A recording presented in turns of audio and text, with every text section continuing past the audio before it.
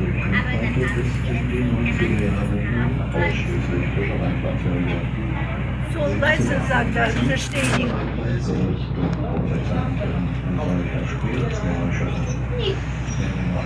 Lauter! Alles, was auf Wassersport hat.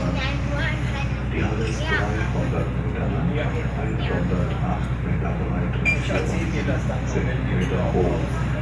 Damit ist sie die größte Schifffahrt Deutschlands nach der Meierwerft in Marburg und der Wismarer Schifffahrt.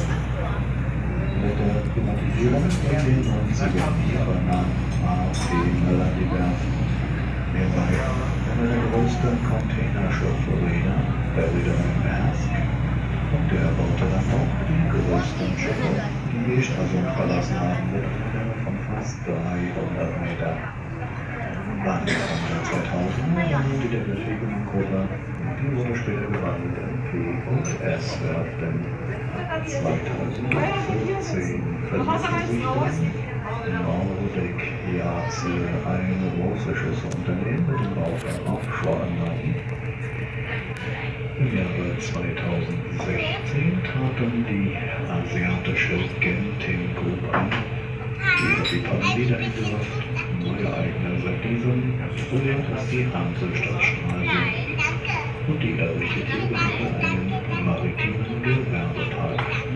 Der eigentliche Werftsektor ist jetzt in norwegischer Hand und die haben sich spezialisiert auf die Werftzeiten von Schiffen. Schiffe müssen turnusmäßig aus dem Wasser für den neuen TÜV. Beim Schiff heißt es für die neue Klasse und das machen die jetzt. Das heißt, alles, was wir irgendwo draußen liegen sehen, beziehungsweise an der Ausrüstungskai, haben keine Neubauten, die werden hier quasi wieder neu gemacht.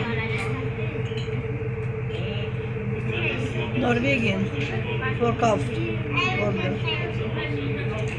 Diese Werft.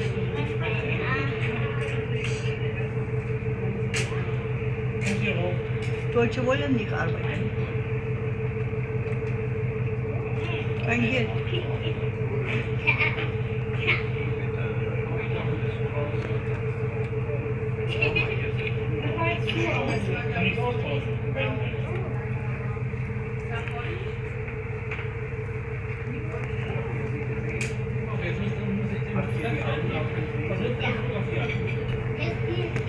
Sie hat dann auch nichts geschafft.